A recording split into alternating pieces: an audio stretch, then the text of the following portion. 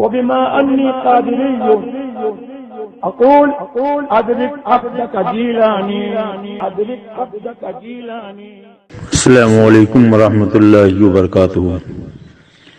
الحمد للہ الذی ابدع الافلاک والارضین والصلاة والسلام علی من کان نبیا وآدم بین الماء والطین.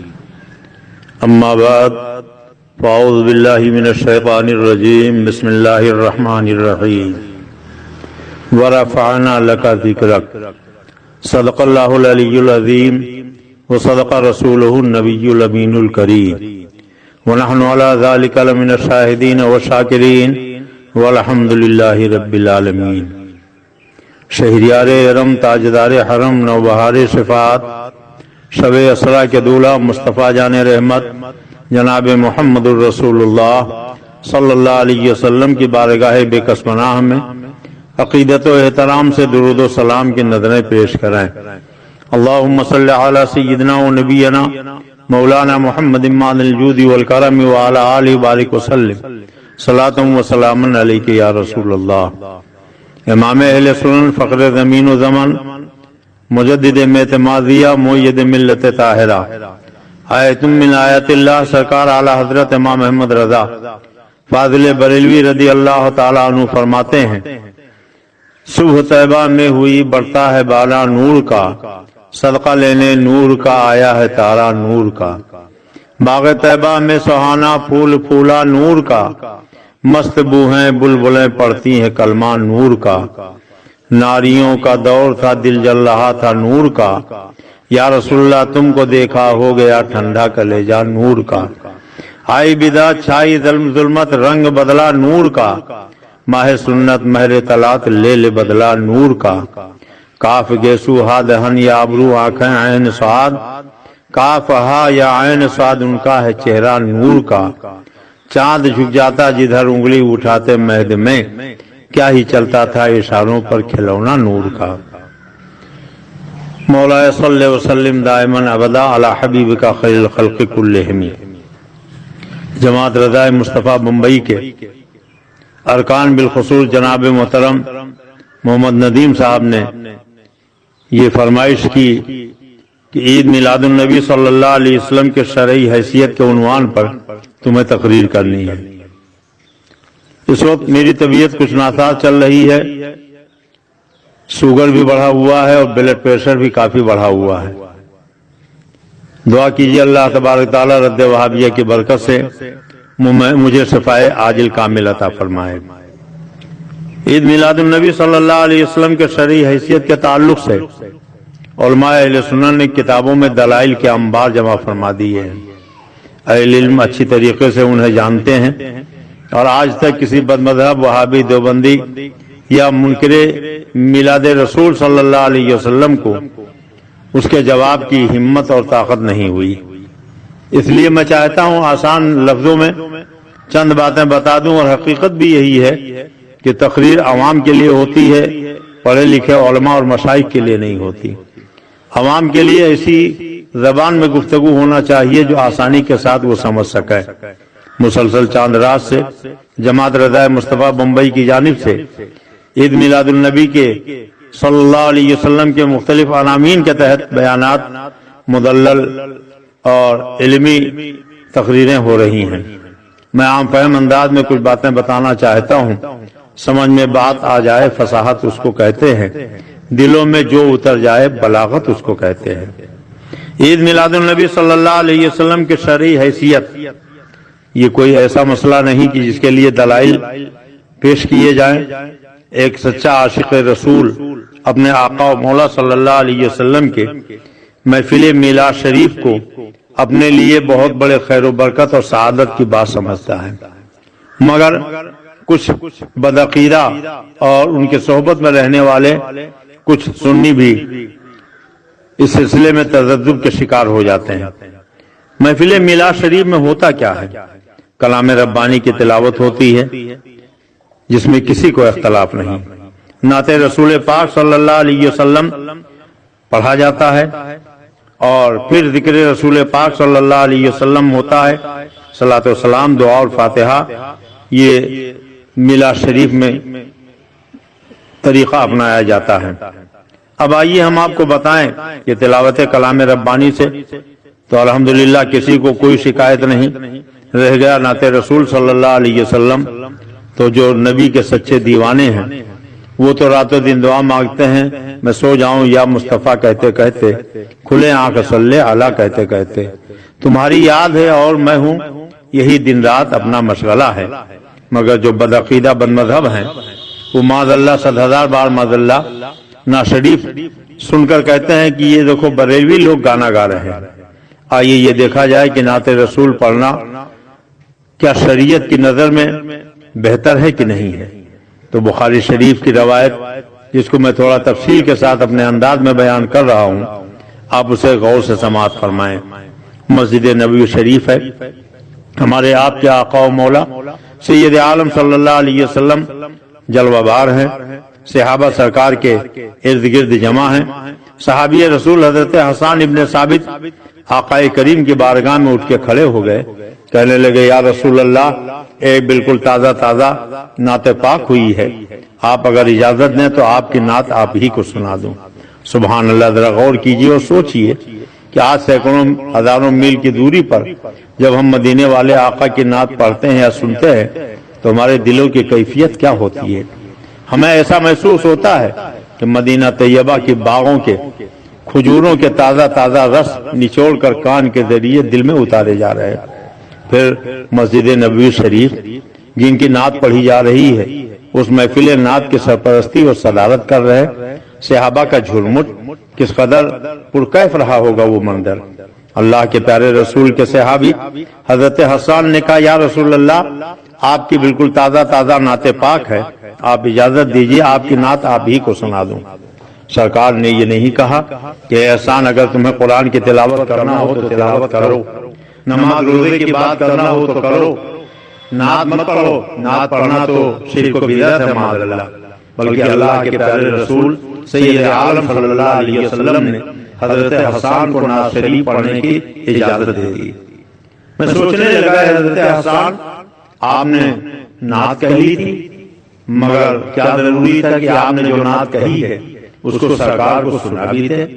ہو سکتا حضرت حسان نے سوچا ہو کہ جب میں نے نعت کہی تھی تنہا میرا ذہن تھا، میرے دل و دماغ تھے، میں نے اپنی عقیدت میں اپنے آقا کی نعت کہی تھی، آج صحابہ بھی موجود ہیں، خود جانے محفل سید عالم صلی اللہ علیہ وسلم جلوہ بار ہے، تو میں اپنی نعت جو میں نے سرکار کے شان میں بیان کی ہے وہ یہاں سنا دوں تاکہ اب وہ تنہا میری بات نہ رہ جائے بلکہ وہی سارے صحابہ کی بات ہو جائے، اور سرکار اگر سن کر تصدیق فرما دیں تو یہ سید عالم صلی اللہ علیہ وسلم کی بھی بات ہو جائے۔ حضرت حسان ابن ثابت نے جب سرکار سے اجازت لے لی اور نعت شریف پڑھنے کے لیے کھڑے ہوئے تو اللہ کے پیارے حبیب نے فرمایا حسان رک جاؤ، حسان رک جاؤ، حسان رک جاؤ۔ حضرت حسان نے کہا یا رسول اللہ، ابھی تو آپ نے مجھے نعت پڑھنے کی اجازت دے دی تھی، اب آپ نے روک کیوں دیا؟ تو اللہ کے پیارے حبیب نے صحابہ کی طرف دیکھا اور فرمایا کہ اے میرے صحابہ، یہ دیکھو حسان مجھ کو میری نعت سنانا چاہتے ہیں۔ صحابہ نے کہا یا رسول اللہ، ہم سب ہمہ تنگوش ہیں، ہم آپ کی نعت حضرت حسان کی زبان سے سننا چاہتے ہیں۔ اللہ کے پیارے نبی نے فرمایا ایسے نہیں، حسان مجھ کو میری نعت سنانا چاہتے ہیں، ان کے لیے ممبر کا انتظام کرو۔ کوئی ایک صحابی تو کہتا کہ نعت کے لیے ممبر بچھانا جائز نہیں ہے، آج جو جیسے کہ وہابی کہتے ہیں کہ میلاد شریف کے لیے ممبر بچھانا، فرش لگانا، شامیانہ لگانا، چراغاں کرنا یہ سب بدعت ہے، نہیں کرنا چاہیے۔ نہیں، اللہ کے پیارے رسول کے مقدس صحابہ گئے اور انہوں نے ممبر کا انتظام کیا اور لا کر بارگاہ رسالت میں پیش کر دیا۔ اب اللہ کے پیارے حبیب سید عالم ارشاد فرماتے ہیں حسان اس ممبر پر کھڑے ہو جاؤ اور مجھ کو میری نعت سناؤ۔ حضرت حسان ممبر پر کھڑے ہو گئے، سارے صحابہ نیچے بیٹھے ہیں۔ اللہ کے پیارے حبیب نے اپنی نعت پڑھنے والے کو ممبر پر کھڑا کر کے قیامت تک کے مسلمانوں کو یہ ذہن دے دیا، اگر عظمت چاہتے ہو تو نبی کی نعت پڑھو، بلندی چاہتے ہو تو نبی کی نعت پڑھو، شان و شوکت چاہتے ہو تو نبی کی نعت پڑھو، دونوں جہان کی نعمت و دولت چاہتے ہو تو نبی کی نعت پڑھو۔ حضرت حسان اب ممبر پر کھڑے ہیں، صحابہ محفل میں موجود ہیں، جانے محفل بن کر آقا کریم صلی اللہ علیہ وسلم تشریف فرما ہے اور آقا دو عالم صلی اللہ علیہ وسلم کے سامنے حضرت حسان سرکار کی نعت پڑھ رہے ہیں۔ آئیے نعت کا پہلا شعر سنیے۔ حضرت حسان کہتے ہیں، وَحَسَنَ مِنْكَ لَمْ تَرْقَتُ عَيْنِي، یا رسول اللہ آپ کے جیسا حسن و جمال والا، یا یوں کہہ لیجئے آپ کے جیسا جاہ و جلال والا، آپ کے جیسا سلطنت ملک و مال والا، آپ کے جیسا جود و نوال والا، آپ سے جیسا علم و حکمت اور کمال والا میری آنکھوں نے کسی کو دیکھا ہی نہیں ہے۔ سبحان اللہ سبحان اللہ۔ یہ صحابی رسول جنہوں نے ماتھے کی نگاہوں سے سید عالم کو بار بار دیکھا، خود اللہ کے نبی کے سامنے کھڑے ہو کر وہ کہہ رہے ہیں، وَحَسَنَ مِنْكَ لَمْ تَرْقَتُ عَيْنِي، یا رسول اللہ آپ کے جیسا حسن و جمال والا میری نگاہوں نے کسی کو دیکھا ہی نہیں ہے۔ اگر اتنا کہہ کر بات ختم کر دیتے تو آج 14ویں صدی کا کوئی ملا کہتا حسان عرب میں پیدا ہوئے، عرب کے چند لوگوں کو دیکھا اس لیے انہوں نے اتنی بڑی بات کہہ دی۔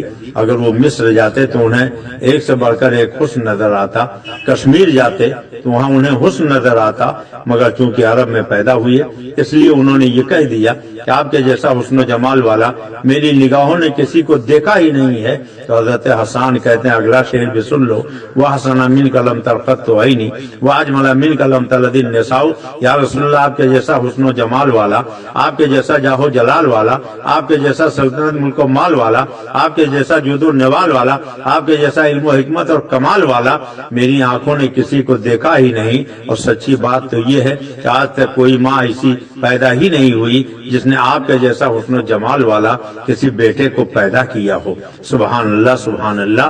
جو مدینے کے حسان نے مدینے کے آقا کے سامنے مسجد نبوی میں صحابہ کے مجمع میں کھڑے ہو کر کہا تھا، وہی تو بریلی کے حسان بریلی سے کہہ رہے ہیں اور بڑے والہانہ انداز میں کہہ رہے ہیں، کس قدر پیار بھرے انداز میں کہہ رہے ہیں، لمیات نذیر و کفی نظرین مثلے تو نشد پیدا جانا، جگراج کا تاج تورے سرسو ہے تجھ کو شہد و سرا جانا۔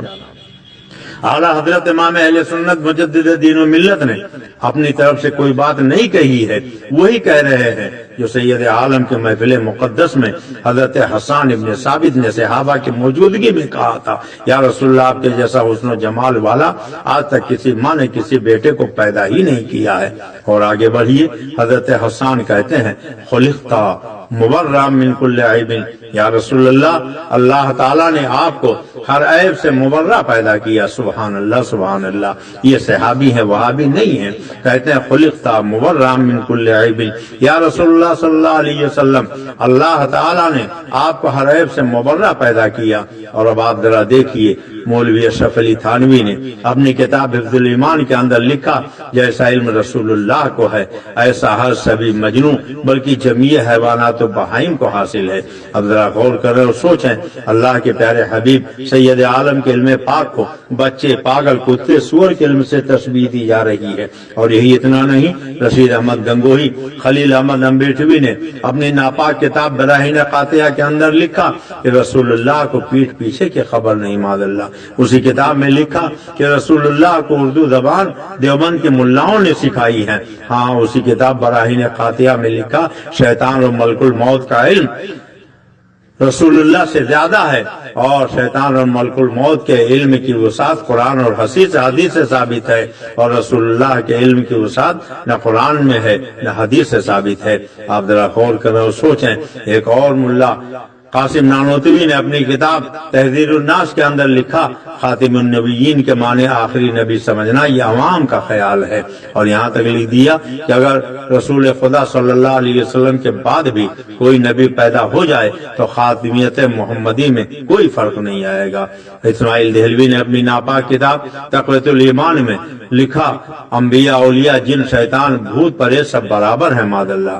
اولیاء انبیاء اللہ کے نبی کے شان کے آگے چمار سے زیادہ ذلیل، ذرے ناچیز سے کمتر ہے، معاذ اللہ۔ یہی اتنا نہیں، اسی کتاب تقویۃ الایمان کے اندر لکھا کہ رسول کے چاہنے سے کچھ نہیں ہوتا۔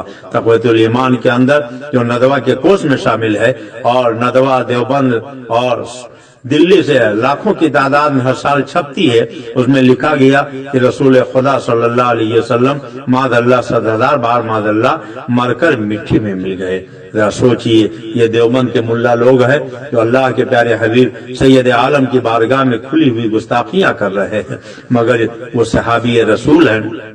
کہتے ہیں خلقت مبرأ من کل عیب، یا رسول اللہ، اللہ تعالیٰ نے آپ کو ہر عیب سے مبرہ پیدا کیا، جو حضرت حسان نے کہا تھا۔ وہی تو بریلی کے حسان بریلی سے کہہ رہے ہیں، وہ کمال حسن حضور ہے کہ گمان نقش جہاں نہیں، یہی پھول خار سے دور ہے، یہ شمع ہے کہ دھواں نہیں۔ اور سبحان اللہ، ذرا آخری شعر بھی حضرت حسان کا سن لو۔ انہوں نے اللہ کے رسول کے سامنے صحابہ کی موجودگی میں کہا تھا، خلقت مبرأ من کل عیب کأنک قد خلقت کما تشاء، یا رسول اللہ، اللہ تعالیٰ نے آپ کو ہر عیب سے مبرہ پیدا کیا ہے اور ایسے پیدا کیا ہے گویا جیسے آپ پیدا ہونا چاہتے تھے۔ خدا کی قسم، ساری خدائی کو اللہ نے اپنی مرضی سے پیدا کیا، جس کو چاہا مرد بنایا، جس کو چاہا عورت بنایا، جس کو چاہا حسین بنایا، جس کو چاہا برشکل بنایا۔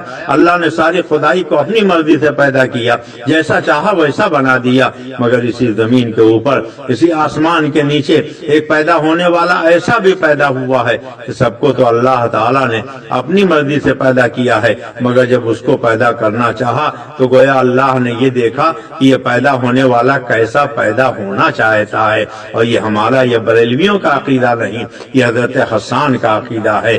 رسول خدا کے سامنے پڑھ رہے ہیں اور صحابہ کی موجودگی میں بیان کر رہے ہیں، خلقت مبرأ من کل عیب کأنک قد خلقت کما تشاء، یا رسول اللہ، اللہ نے آپ کو ہر عیب سے مبرہ پیدا کیا اور گویا آپ کو ایسے پیدا کر دیا جیسے آپ پیدا ہونا چاہتے تھے۔ آپ کو ایسے پیدا کر دیا گویا جیسے آپ پیدا ہونا چاہتے تھے۔ اور یہی تو بریلی کے حسان کہتے ہیں، خدا کی رضا چاہتے ہیں دو عالم، خدا چاہتا ہے رضائے محمد۔ اب آپ اندازہ لگائیں کہ صحابہ کی موجودگی میں اللہ کے پیارے رسول کے سامنے حضرت حسان نے نبی کی نعت پڑھی اور خود اللہ کے پیارے نبی نے فرمایا، اللہم ایدہ بروح القدس، اے اللہ روح قدس کے ذریعے حسان کی مدد فرما۔ گویا نعت پڑھنا حضرت حسان کی سنت ہے، اور نعت سن کر انعام دینا یہ رسول خدا کی سنت ہے، نعت سننا یہ صحابہ کی سنت ہے۔ اب جو بدبخت وہابی یہ کہتے ہیں کہ بریلوی لوگ گانا گاتے ہیں، انہیں چاہیے کہ وہ توبہ کر کے اپنے عقیدے کو درست کر لیں۔ یہ صحابی کا عقیدہ ہے، یہ اللہ کے رسول کی بارگاہ میں صحابی نبی کی نعت پڑھ رہے ہیں۔ اب ہمیں آپ کہنے دیجئے، اللہ کے پیارے رسول کی نعت تو پورے قرآن میں ہے۔ اللہ رب العزت جل مجدہ الکریم نے اپنے محبوب کی نعت بیان فرمائی ہے، اور کس کس شان سے بیان فرمائی ہے۔ اللہ کے پیارے نبی نے چہرے سے زلفیں ہٹائیں، اللہ تعالیٰ نے وہ دعا کہہ دیا۔ نبی نے چہرے پہ زلفیں بکھیری، اللہ نے واللیل اذا سجا فرما دیا۔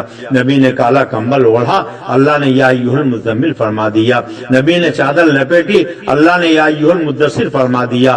ہاں جس خدا نے پیدا کیا ہے وہ فرماتا وہ تو عذروہ وتوقروہ، میرے نبی کی تعظیم کرو، میرے نبی کی توقیر کرو۔ جس خدا نے پیدا کیا ہے وہ قرآن میں فرماتا ہے ورفع بعضهم درجات، اے محبوب میں نے آپ کو سب پہ درجوں بلند کر دیا۔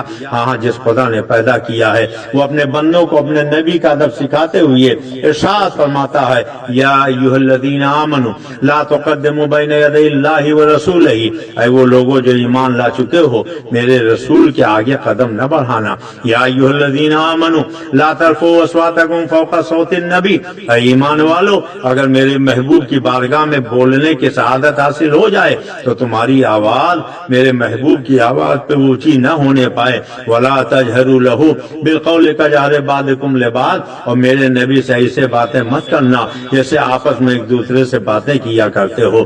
ہم نے کہا مولا اگر چلنے میں قدم آگے بڑھ گئے، بولنے میں آواز اونچی ہو گئی، لہجہ میں بے باکی پیدا ہو گئی تو کہیں کوئی عتاب تو نہیں ہوا؟ تو جواب ملا عتاب کی بات کرتے ہو، ان تحبط اعمالکم وانتم لا تشعرون، تمہارے سارے اعمال اکارت کر دیے جائیں گے، تمہیں پتہ ہی نہیں چلے گا۔ نمازیں برباد، روزے برباد، حج برباد، زکوٰۃ برباد، صدقات و خیرات برباد، اور سب سے زیادہ عبرت کی بات تو یہ اعمال اکالت ہو جائیں گے اور پتہ ہی نہیں چلے گا۔ ایک آدمی اپنے محنت اور مشقت کی بنیاد پر تجوریوں میں دولت بھر لیتا ہے، اور بینک بیلنس جمع کر لیتا ہے، کافی سرمایہ اکٹھا کر لیتا ہے، اگر چور آئے اس کی تجوریاں خالی کر لے جائے، اگر چور آئے اس کا بینک بیلنس اڑا لے جائے، اس کو پتا چل جائے تو دوبارہ محنت کر کے وہ بینک بیلنس پھر جمع کرے گا، پھر وہ تجوریوں کو مالتے بھرے گا، اور اگر پتا ہی نہیں چلے تو وہ تو مطمئن رہے گا تجوریاں بھری ہیں،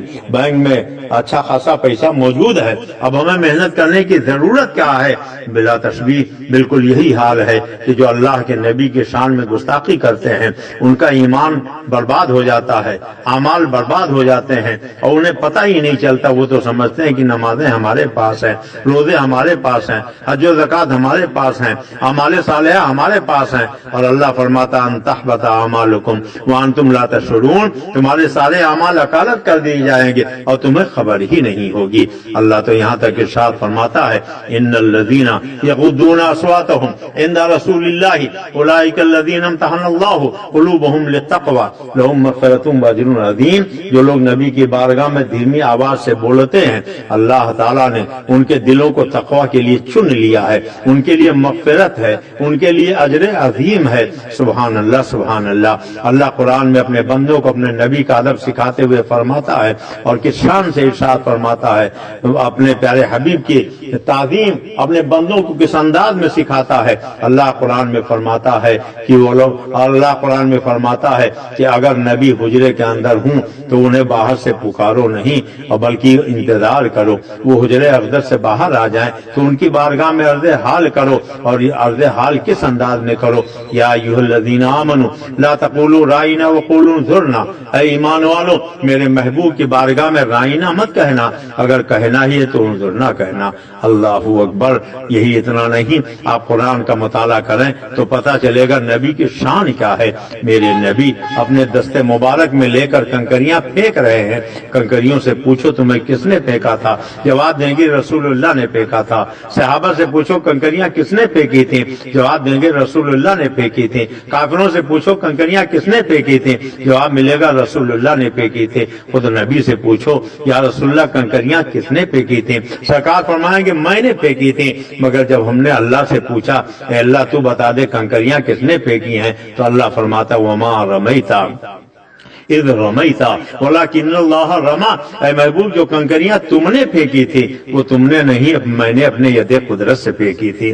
اللہ اکبر۔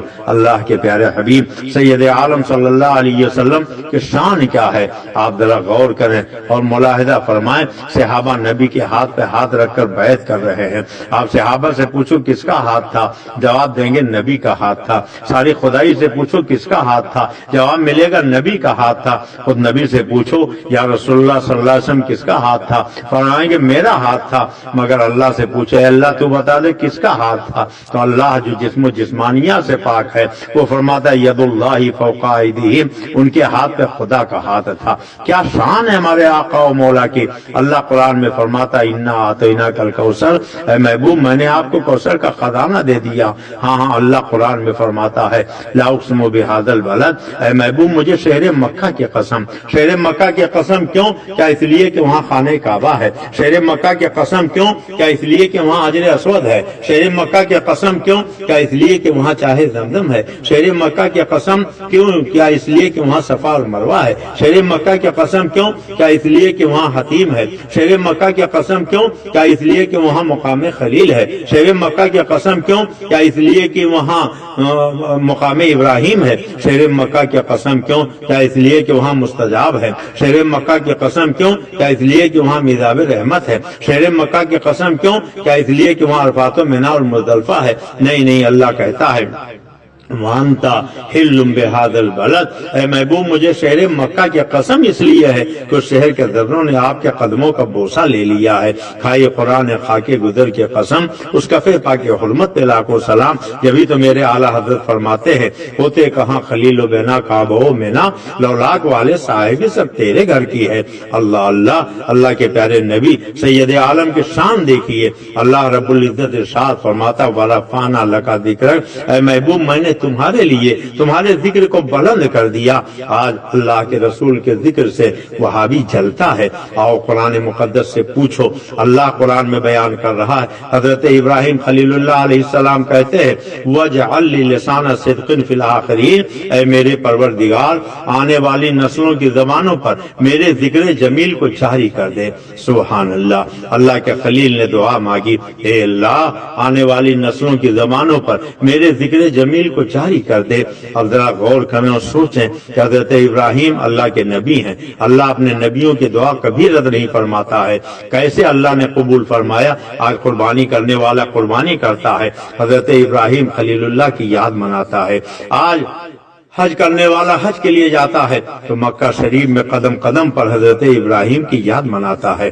آج نماز پڑھنے والا چاہے مرد ہو یا عورت، بچہ ہو یا بوڑھا، اپنی نماز کو اس وقت تک مکمل نہیں سمجھتا ہے جب تک وہ اعلیٰ علی ابراہیم کہہ کر حضرت ابراہیم کی یاد نہ منا لے۔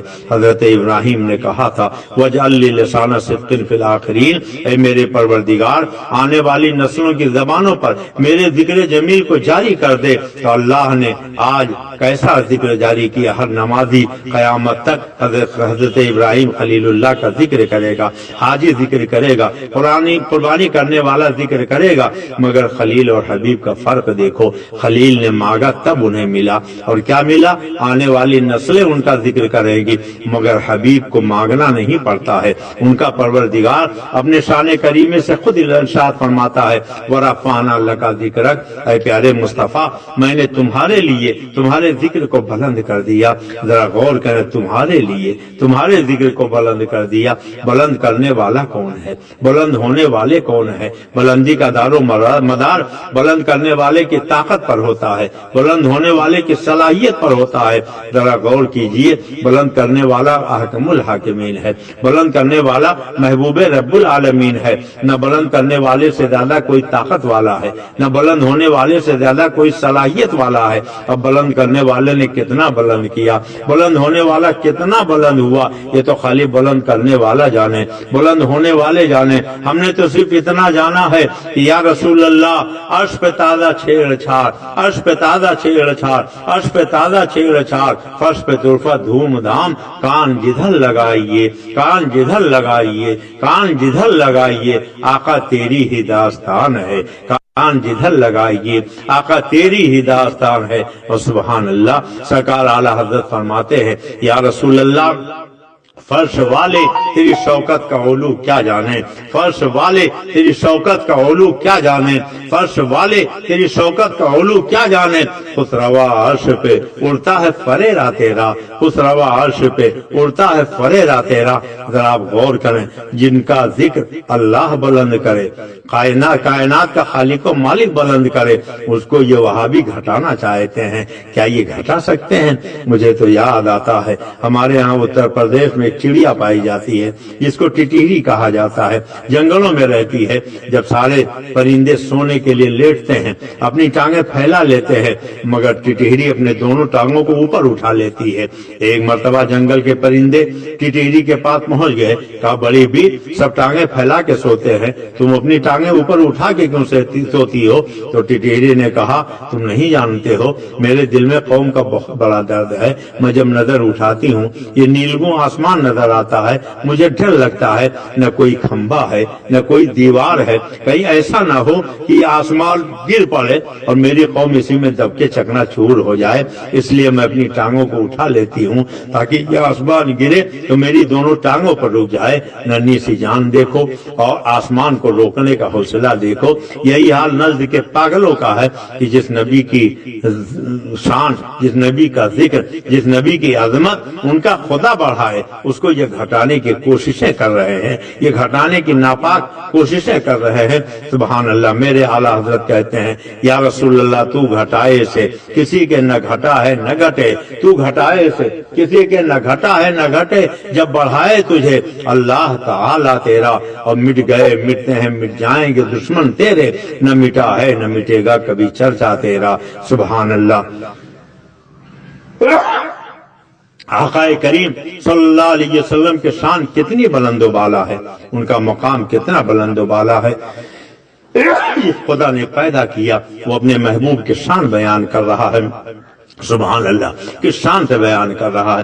یا ایھا النبی انا ارسلناک شاہدا وبشرا ونذیرا وداعیا الی اللہ باذنہ وسراجا منیرا، اے محبوب اللہ نے آپ کو شاہد بنا کے بھیجا، آپ کو بشیر بنا کے بھیجا، آپ کو نذیر بنا کے بھیجا، آپ کو سراج منیر بنا کے بھیجا۔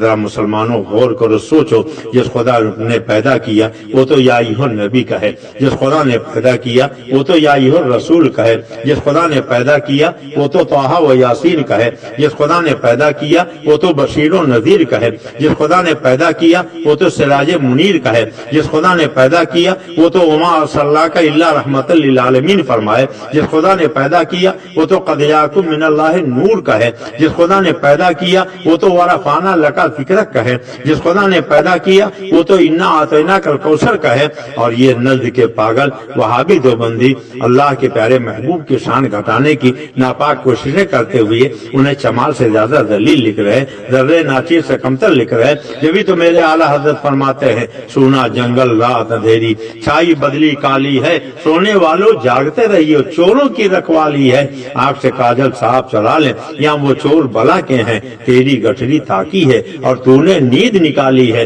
سونا پاس ہے سونا بن ہے، سونا زہر اٹھ پیارے، تو کہتا ہے میٹھی نیند ہے، مت ہی تیری نرالی ہے، شہد دکھائے زہر پلائے، قاتل ڈائن شوہر کش، کس مردار پہ تو للچایا، دنیا دیکھی بھالی ہے، وہ تو نہایت سستا سودا بیچ رہے ہیں جنت کا، ہم مفلس کا مول چکائے، ہاتھ ہی اپنا خالی ہے۔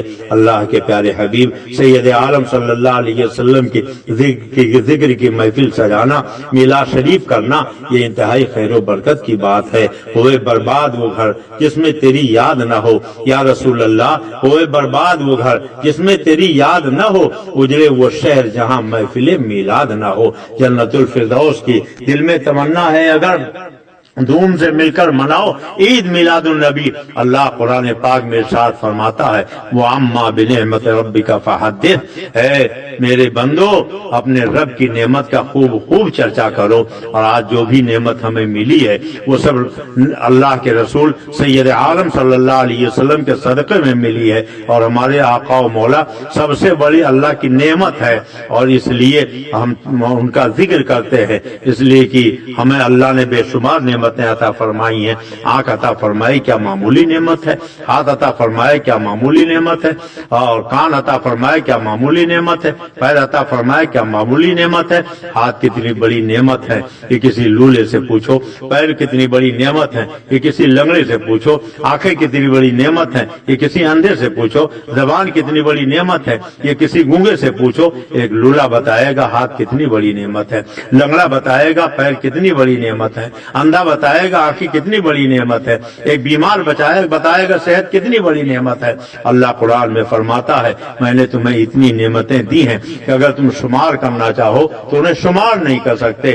آپ اندازہ لگاؤ جو سانس اندر چلی گئی، اگر انکار کر دے ہم باہر نہیں نکلیں گے تو ساری دنیا کے ڈاکٹر مل کر اندر کے سانس کو باہر نہیں کر سکتے، اور جو سانس باہر آ گئی وہ انکار کر دے اب ہم اندر نہیں جائیں گے تو دنیا بھر کے ڈاکٹر مل کر باہر کے سانس کو اندر نہیں کر سکتے۔ اب جو سانس اندر گئی اس کا شکریہ ادا کیا، جو سانس اندر سے باہر آئی اس کا شکریہ ادا کیا، تو پوری زندگی سانسوں کا شکریہ ادا کرنے میں بیت جائے گی، اور اللہ نے جو بے شمار نعمتیں دی ہیں ان کا شکریہ ادا نہیں ہو پائے گا۔ اس لیے بزرگوں نے فرمایا کہ ساری نعمت کبریٰ سید عالم صلی اللہ علیہ وسلم کے صدقے میں ملی ہے۔ وہ جو نہ تھے تو کچھ نہ تھا، وہ جو نہ ہوں تو کچھ نہ ہو، جان ہے وہ جہان کی، جان ہے تو جہان ہے۔ یا رسول اللہ دہن میں زباں تمہارے لیے، بدن میں ہجا تمہارے لیے، ہم آئے یہاں تمہارے لیے، اٹھیں بھی وہاں تمہارے لیے، زمین و زماں تمہارے لیے، چنین و چنا تمہارے لیے، مکین و مکان تمہارے لیے، اور بنے دو جہاں تمہارے لیے۔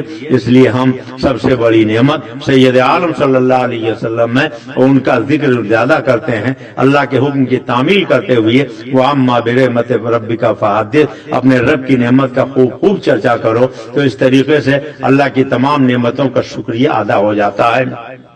اللہ قرآن میں فرماتا لئن شکرتم لازیدنکم، اگر تم شکریہ ادا کرو گے تو میں تمہاری نعمتیں بڑھا دوں گا۔ اور یہ عید میلاد النبی آج سے نہیں منایا جا رہا ہے، آپ ذرا سوچئے مسجد نبوی میں بیٹھ کر صحابہ سرکار کے ذکر کی محفل کرتے تھے۔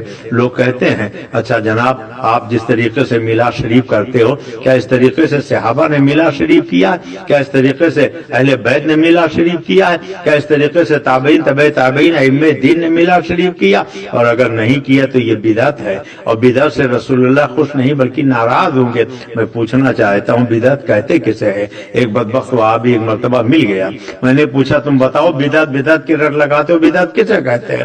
کہا جو رسول اللہ کے زمانے میں نہ رہا ہو بعد میں ہو وہ بدعت ہے۔ میں نے کہا چاہیے بتاؤ یہ زمانہ تمہارا ہے کہ تمہارے باپ کا ہے کہ تمہارے دادا کا ہے؟ کہنے لگے آپ لوگ بھی عجیب بات کرتے ہیں۔ میں نے کہا جو ماضی و حال ہو کہ مستقبل، ہر زمانہ میرے حضور کا ہے، جب سب زمانے میرے حضور کے ہے تو تم نے یہ کیسے کہہ دیا جو رسول اللہ کے زمانے میں نہ رہا ہو بعد میں ہوا وہ بدعت ہے؟ میں نے کہا کلمہ پڑھتے ہو لا الہ الا اللہ محمد الرسول اللہ، نہیں کوئی معبود مگر اللہ، محمد صلی اللہ علیہ وسلم اللہ کے رسول ہیں، اور جب ہیں کہہ رہے تو اس کا مطلب یہ ہے کہ میرے آقا کا زمانہ جو گزر گیا وہ بھی ہے، جو چل رہا وہ بھی ہے، اور جو آنے والا وہ بھی ہے۔ جب ہر زمانہ میرے سرکار کا ہے تو کہنے لگے نہیں زمانے سے مراد ظاہری زمانہ، جو رسول اللہ کے ظاہری زمانے میں نہ رہا ہو وہ بدعت ہے، اسے مٹا دینا چاہیے۔ ہم نے چلو اگر یہی تمہاری بات مان لی جائے تو رسول اللہ کے ظاہری زمانے میں تم تھے، تمہاری اماں تھیں، تمہارے ابا تھے، تمہارے دادا تھے، تمہاری دادی تھیں، تمہارے نانا تھے، تمہاری نانی تھی، اور اگر یہ کوئی نہیں تھا تو اجازت دو پہلے تم کو مٹا دیا جائے، تمہارے ماں باپ کو مٹا دیا جائے، تمہارے دادا دادی کو مٹا دیا جائے، تمہارے نانا نانی مٹا دیا جائے۔ کہنے لگے مولانا آپ لوگوں کی یہی تو خرابی ہے کہ آپ دنیا کی باتوں کو دین کی بات میں لا کے شامل کر دیتے ہیں۔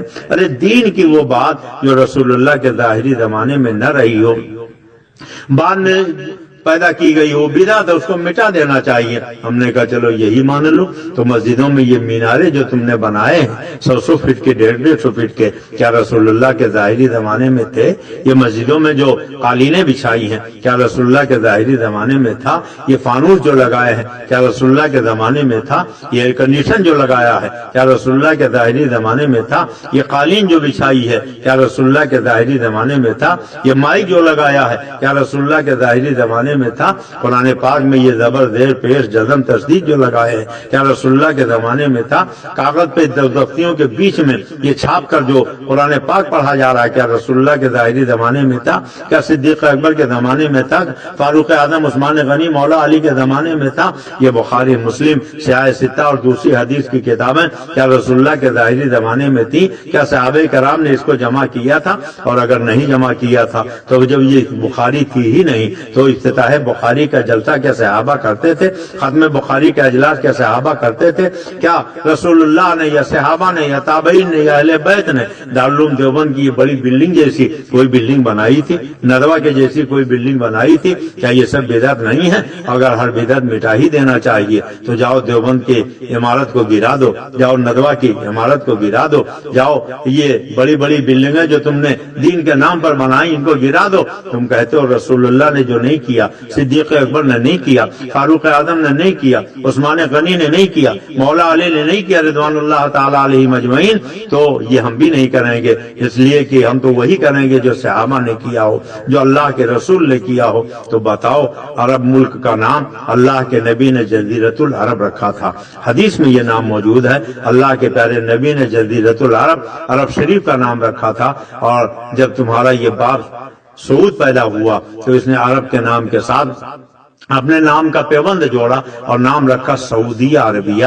کیا صدیق اکبر نے صدیقیہ عربیہ نام رکھا؟ کیا فاروق اعظم نے فاروقیہ عربیہ نام رکھا؟ کیا عثمان غنی نے عثمانیہ عربیہ نام رکھا؟ کیا مولا علی نے علویہ عربیہ نام رکھا؟ کیا ائمہ دین نے اپنا نام عرب کے نام کے ساتھ جوڑا؟ کیا رسول اللہ نے عرب شریف کا نام اپنے نام سے جوڑ کر محمدیہ عربیہ نام رکھا؟ اور جب رسول اللہ نے نہیں رکھا، حضرت صدیق اکبر نے نہیں رکھا، فاروق اعظم خادم عثمان غنی مولا علی نے نہیں رکھا، تو تم نے یہ صدیاں گزر جانے کے بعد عرب کے نام کے ساتھ اپنے باپ کا نام جوڑا ہے، اس سے بڑی بدعت کیا ہوگی؟ پھر ذرا یہ بھی تو دیکھو، رسول اللہ کے زمانے میں، خلفائے راشدین کے زمانے میں، ائمہ دین کے زمانے میں تمام مسجدیں بنی، کیا کسی نے مسجد کے دروازے پر اپنا نام لکھا؟ آج بھی پوری دنیا میں دیکھو، مسجد بنانے والے مسجد بناتے ہیں مگر مسجد کے دروازے پر اپنا نام نہیں لکھتے ہیں، مسجد کے دروازے پر کہیں نام نہیں لکھا جاتا ہے، مگر عرب شریف چلے جاؤ تو مکہ شریف اور مدینہ شریف میں دونوں حرم میں آپ دیکھو مسجدوں کے دروازے میں، بلند دروازے میں نام لکھے ہوئے ہیں۔ لکھنا ہی تھا تو نبی کا نام لکھتے، خلفائے راشدین کا نام لکھتے، عشرہ مبشرہ کا نام لکھتے، تابعین تبع تابعین کا نام لکھتے، اہل بیت اطہار کا نام لکھتے، مگر نہیں، نہ تو نبی کا نام ہے، نہ صحابہ کا نام ہے، نہ اہل بیت کا نام ہے، نام لکھا تو کس کا؟ Gate king Saud, gate king Fahd, gate king Abdulaziz, gate king Abdullah, باب ملک فہد، باب ملک سعود، باب ملک عبدالعزیز، باب ملک عبداللہ۔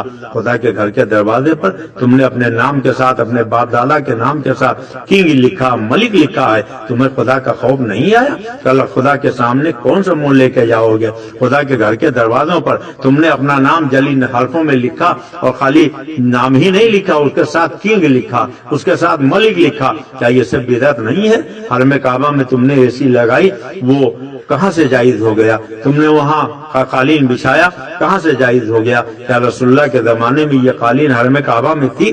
کیا یہ وہاں سنگ مرمر تھا؟ کیا وہاں اے سی لگا ہوا تھا؟ کیا اس طریقے سے حرم کعبہ کہ ظاہری زیب و زینت رسول اللہ کے ظاہری زمانے میں تھی؟ اور اگر یہ نہیں تھی اور آج تم نے صدیاں بیت جانے کے بعد یہ سب کیا ہے، اور یہ بدعت نہیں ہے، یہ ناجائز نہیں ہے، یہ حرام نہیں ہے، تو رسول خدا کے ذکر کی محفل اگر ہم آراستہ کریں تو وہ ناجائز اور حرام کیسے ہو جائے گا؟ سنو حضرت مولانا فضل الرحمان گنج مراد آبادی جو بہت بڑے ولی کامل ہیں، آج بھی گنج مراد آباد میں حضرت کا آستانہ ہے، اور اتنے بڑے عظیم المرتبت عالم دین ہیں کہ ان کی درسگاہ میں انسان تو انسان، جنات تک کے بچے پڑھنے آیا کرتے تھے۔ بڑا مشہور واقعہ ہے، ایک دن شاگرد بیٹھے ہوئے پڑھ رہے تھے، حضرت مولانا فضل الرحمان گنج مراد آبادی نے فرمایا بیٹے ذرا طاق سے وہ آئینہ اٹھا لاؤ۔ ہر شاگرد یہ چاہتا تھا استاد کے حکم کی تعمیل ہم کریں، سب دوڑے، مگر ایک نے بیٹھے بیٹھے لمبا ہاتھ بڑھایا، آئینہ اٹھا کر آپ کے سامنے رکھ دیا۔ سب شاگرد حیرت زدہ ہو گئے اور حضرت مولانا فضل الرحمان سے کہا کہ حضور ہم لوگ تو چند قدم بھی نہیں جا پائے تھے، اور اس ہمارے ساتھی کا ہاتھ ایک بیک اتنا لمبا کیسے ہو گیا؟ اتنی دور سے آئینہ اٹھا کر اتنے یہاں کیسے رکھ دیا؟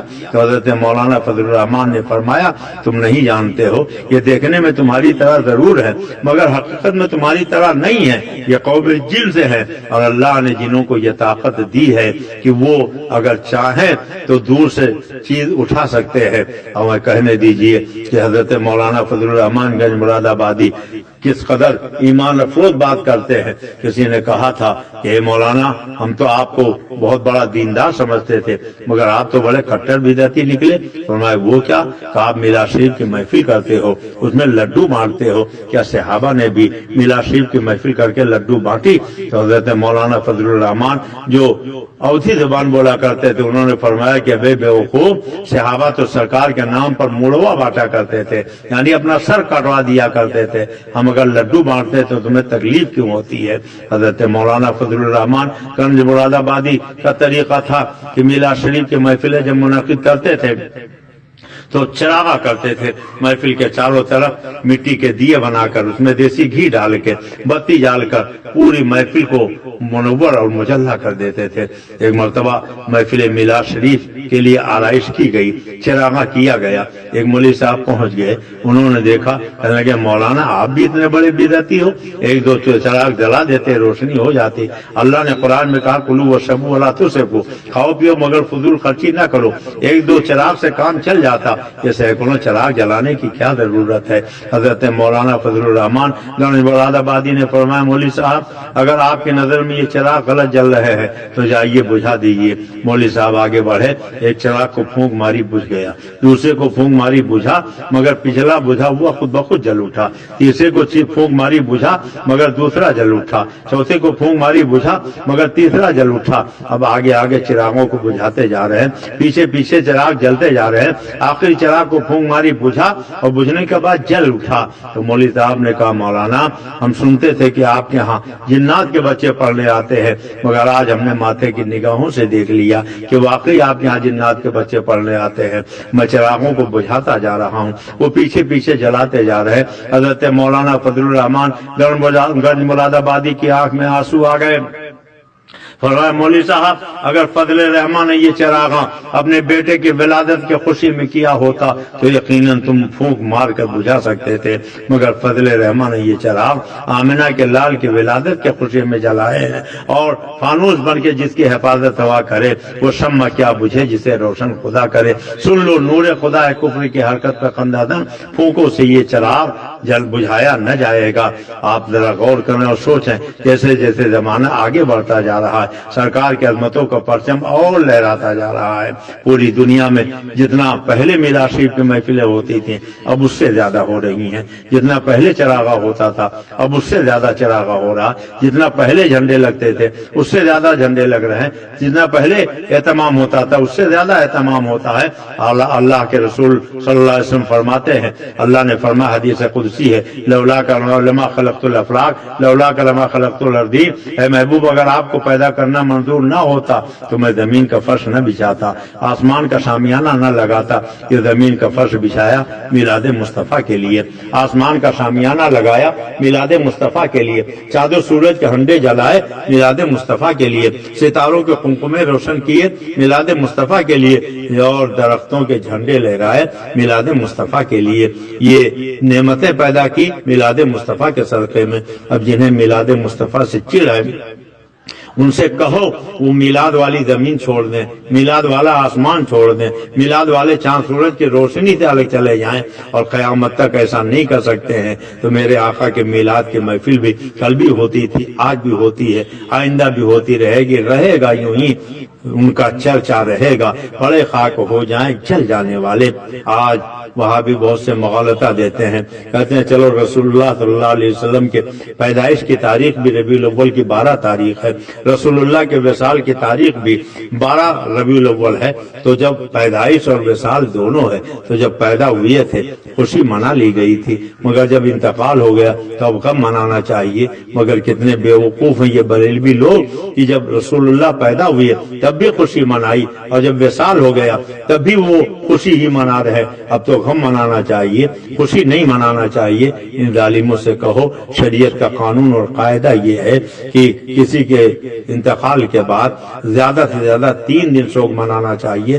ہاں عورت اپنے شوہر کی سوگ 4 مہینے 10 دن عدت کے طور پر گزارے گی، منائے گی، بقیہ اور کسی کو 3 دن سے زیادہ سوگ منانے کی اجازت نہیں۔ اور خوشی تو جب انسان کو مل جائے پوری زندگی خوشی کی مبارکبادی دیتا رہے اور اس نعمت کا وہ ذکر کرتا رہے۔ اللہ فرماتا لئن شکرتم لازیدنکم، اگر تم شکریہ ادا کرو گے میں تمہاری نعمتیں بڑھا دوں گا۔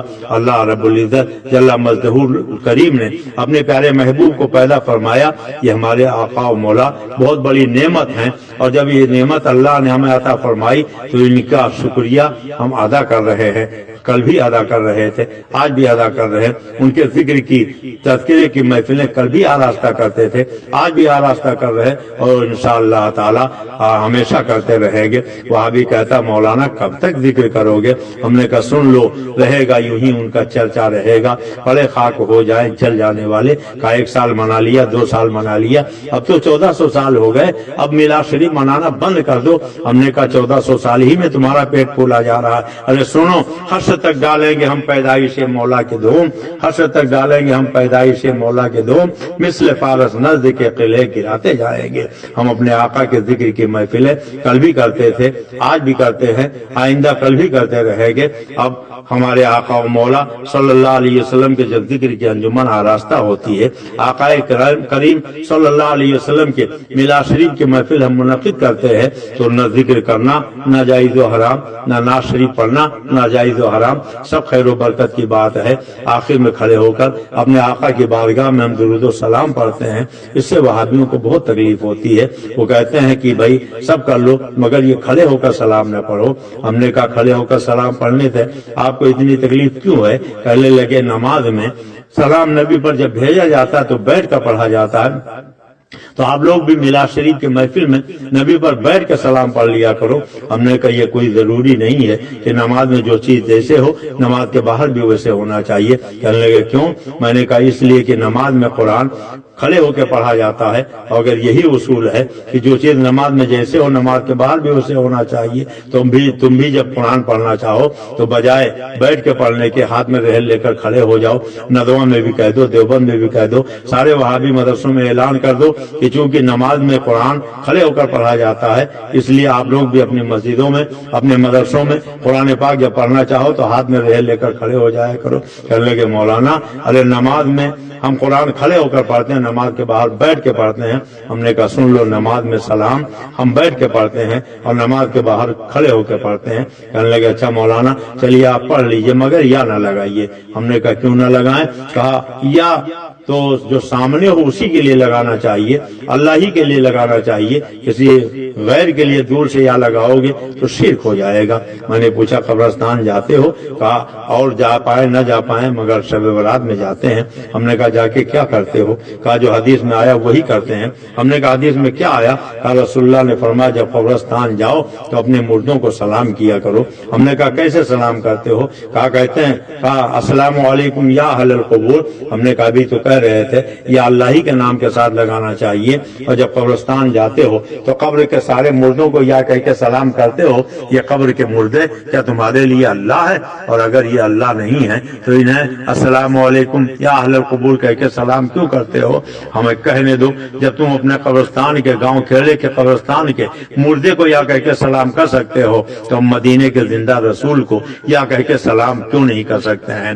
ان اللہ حرم علی الارض ان تاکل اجساد الانبیاء فنبی اللہ حی یرزق۔ بے شک اللہ تعالیٰ نے زمین پہ حرام قرار دے دیا کہ وہ انبیاء کے جسموں کو کھائیں۔ انبیاء اپنی قبروں میں زندہ ہیں، انہیں خدا کی طرف سے روزی دی جاتی ہے۔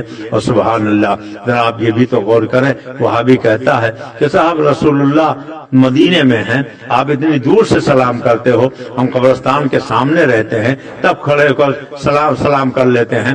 ہم نے کہا اگر چھوٹا موٹا گاؤں کھیڑے کا قبرستان ہو قبریں سامنے ہوں گی، لیکن لکھنؤ کا اشباغ کا قبرستان، ممبئی کے ناریل باڑی کا قبرستان جو کئی کلومیٹر میں پھیلا ہوا ہے، وہاں اگر جاؤ گے تو کیا ہر قبر کے سرانے اور پائتی جا کر سلام کرو گے؟ کہنے لگے نہیں گیٹ ہی سے کریں گے، سب کو سلام پہنچ جائے گا۔ ہم نے کہا نہ قبر کا مردہ نظر آ رہا نہ اس کی قبر نظر آ رہی اور سلام کر رہے ہو، اور مدینے والے آقا کو ہم سلام کریں تو تمہارے پیٹ میں درد ہوتا ہے؟ کر لے گے بھائی کھڑے کھڑے آپ پڑھتے ہو۔ میں نے کہا جب قبرستان جاتے ہو تو قبر کے مردوں کو کھڑے ہو کے سلام کرتے ہو کہ بیٹھ کے؟ کہنے لگے کھڑے ہو کے۔ میں نے کہا تب اپنے قبرستان کے مردوں کو کھڑے ہو کے سلام کر سکتے ہو تو مدینے کے زندہ رسول کو ہم کھڑے ہو کے سلام کیوں نہیں کر سکتے ہیں؟ ایک اصول سمجھ لیجئے، جیسے شریعت نے ہمیں اجازت دی ہے گوشت کھایا کرو، اور یہ نہیں بتایا کہ کیسے کھایا کرو، تل کے کھاؤ کہ بھون کے کھاؤ، قورمہ بنا کے کھاؤ کہ کوفتہ بنا کے کھاؤ کہ اسٹو بنا کے کھاؤ کہ قیمہ بنا کے کھاؤ۔ شریعت نے اجازت دے دی کہ گوشت کھانا جائز ہے، اب چاہے قورمہ بنا کے کھاؤ، چاہے اسٹو بنا کے کھاؤ، چاہے اسے تم سامی کباب بنا کے کھاؤ، جیسے بھی کھانا چاہو شریعت نے اجازت دے دی کہ ہاں تم گوشت کھا سکتے ہو، تو جس انداز میں بھی اس کو بنا کے کھاؤ گے شرعاً وہ جائز ہی ہوگا، محمود ہی ہوگا، اور اس میں کوئی قباحت نہیں ہوگی۔ اللہ تبارک تعالیٰ نے اپنے محبوب کے ذکر کے لیے ہمیں حکم دیا ہے، اس لیے ہم اپنے نبی کے ذکر کی محفلیں آراستہ کریں اور نبی پر سلام بھیجیں۔ تو اللہ نے کہا ہے اپنے میرے محبوب پر درود و سلام بھیجو، اب چاہے کھڑے ہو کر سلام پڑھو، چاہے بیٹھ کر سلام پڑھو، چاہے لیٹ کر سلام پڑھو، شرعاً سب جائز ہے، مگر زیادہ ادب زیادہ احترام چونکہ کھڑے ہو کر ہی سلام پڑھنے میں ہے، اس لیے ہم کھڑے ہو کر سلام پڑھتے ہیں۔ اور آج بھی صدیاں بیت گئیں، جتنے لوگ سرکار کے روضے اطہر پر جاتے ہیں وہ آقا کریم صلی اللہ علیہ وسلم کے روضے کے سامنے کھڑے ہو کر درود و سلام کی ڈالیاں نچھاور کرتے ہیں، اور کسی نے منع نہیں کیا۔ حضرت صدیق اکبر نے سرکار کے روضے کے سامنے کھڑے ہو کے سلام بھیجا، حضرت فاروق اعظم نے سرکار کے روضے کے سامنے کھڑے ہو کے سلام بھیجا، حضرت عثمان ذی نورین نے سرکار کے روضے کے سامنے کھڑے ہو کے سلام بھیجا، حضرت مولا کائنات نے سرکار کے روضے کے سامنے کھڑے ہو کے سلام بھیجا، عشرہ مبشرہ نے سرکار کے روضے کے سامنے کھڑے ہو کے سلام بھیجا، اہل بیت اطہار نے سرکار کے روضے کے سامنے کھڑے ہو کے سلام بھیجا، حضرت امام حسن، حضرت امام حسین رضوان اللہ تعالیٰ علیہ مجمعین نے سرکار کے روضے کے سامنے کھڑے ہو کے سلام بھیجا۔ اور جب 1400 سال تھے، پوری امت محمدیہ صلی اللہ تعالیٰ علیہ وآلہ وسلم سرکار کے روضے کے سامنے کھڑے ہو کر درود و سلام کی ڈالیاں نچھاور کرتے ہیں، اور شرعاً یہ جائز ہے تو ہم میلاد شریف کی محفل میں اپنے آقا کی بارگاہ میں اگر کھڑے ہو کر درود و سلام پڑھتے ہیں تو یہ ناجائز کیسے ہو جائے گا؟ اللہ تبارک تعالیٰ ہمیں اپنے پیارے محبوب سید عالم صلی اللہ علیہ وسلم کی سچی محبت عطا فرمائے، مسلک اعلی حضرت پر چلنے کی توفیق عطا فرمائے، اور جتنے بھی گمراہ فرقے ہیں، چاہے وہ وہابی ہوں، چاہے دیوبندی ہوں، اور چاہے وہ کوئی بھی گمراہ فرقے والا ہو، اس سے دور رہنے کی اللہ تعالی ہمیں توفیق عطا فرمائے۔ حضور تاج الشریعہ بدر الطریقہ علیہ رحمت و رضوان نے ارشاد فرمایا ہے، نبی سے جو ہو بیگانہ اسے دل سے جدا کر دو، پدر مادر برادر مال و جان پر فدا کر دو۔ اور میرے پیر و مرشد سرکار شیر بیش سنت نے کہا، اللہ بھی طالب ہے تیرا، جن و بشر بھی ہے عرش تیرا، خلد بھی اللہ کا گھر بھی، اور جس وقت ہوئی بدن جہاں میں تیری آمد، بت بول پڑے پڑھنے لگے کلمہ شجر بھی۔ اللہ تبارک تعالیٰ کا شکر ہے کہ ساری دنیا کے خوش عقیدہ مسلمان آقا دو عالم صلی اللہ علیہ وسلم کی محفل میلاد مناتے ہیں۔ ہاں چند وہابی دیوبندی ہے، انہی کو کل بھی تکلیف تھی، آج بھی تکلیف ہے، اور اسی لیے کہنے والے نے کہا ہے کہ ربیع الاول شریف کے مقدس مہینے میں سرکار دو عالم کا جشن منایا کرو، جنت الفردوس کی دل میں تمنا ہے اگر، دھوم سے مل کر مناؤ عید میلاد النبی۔ اللہ تبارک تعالیٰ اپنے پیارے حبیب کے محفل میلاد منعقد کرنے کی ہمیں توفیق عطا فرمائے، اور ہمارے آنے والی نسلوں کو بھی محفل میلاد منعقد کرنے کی توفیق عطا فرمائے۔ حضرت شاہ ولی اللہ محدث دہلوی کے والد گرامی فرماتے ہیں، جب میں مکہ شریف پہنچا، میں نے دیکھا جس گھر میں سرکار کی میلاد ہوئی تھی وہاں آسمان سے فرشتے اتر رہے تھے، اللہ کی رحمتیں نازل ہو رہی تھی۔ پتا چلا جہاں میلاد شریف ہوتی ہے وہاں فرشتے اترتے ہیں، اللہ کی رحمتیں نازل ہوتی ہے۔ اور سنو، حضرت شاہ صاحب کے والد گرامی فرماتے ہیں، ہر سال میں میلاد شریف کی محفل کرتا تھا، جو لوگ آتے تھے ان کی خاطر تواضع کرتا تھا۔ ایک مرتبہ میلاد شریف کا موقع آ گیا، میرے گھر میں کچھ نہیں تھا، تھوڑے سے چنے تھے، جو لوگ محفل میلاد شریف میں آئے میں نے ان کو چنے تقسیم کر دیے، انہوں نے چنے لے لیا چلے گئے۔ اور جب رات ہوئی بستر پر لیٹا تو بڑے غم اور افسوس کے ساتھ میں کروڑ بدلتا رہ گیا کہ آج سرکار کی محفل میلاد میں نے منعقد کی اور کسی آنے والے مہمانوں کو اچھی چیز سے تواضع نہ کر سکا، ان کی خدمت نہ کر سکا، چنے کھلائے، آنکھ لگ گئی، اور جب آنکھ لگ گئی تو نصیبہ بیدار ہو گیا، آقا کریم کی زیارت ہو گئی۔ سرکار کو جب دیکھا تو سرکار کا دامن اطہار مڑا ہوا تھا، قریب پہنچا، سرکار نے فرمایا دیکھو، میں نے دیکھا تو سرکار کے دامن مبارک میں وہ بھنے ہوئے چنے موجود تھے۔ فرمایا جو میری محفل میلاد میں خرچ ہوتا ہے سب میری بارگاہ میں آتا ہے اور میں اسے قبول کرتا ہوں۔ سبحان اللہ سبحان اللہ۔ اس لیے اللہ تعالیٰ اگر توفیق دے تو اپنے اپنے گھروں میں میلاد شریف کی محفل منعقد کرو، اور جو لوگ اس پاکیزہ بد میں آئیں ان کی خاطر تواضع کرو۔ پروردگار عالم ہمیں مسلک اعلی حضرت پر چلنے کی توفیق عطا فرمائے۔ السلام علیکم۔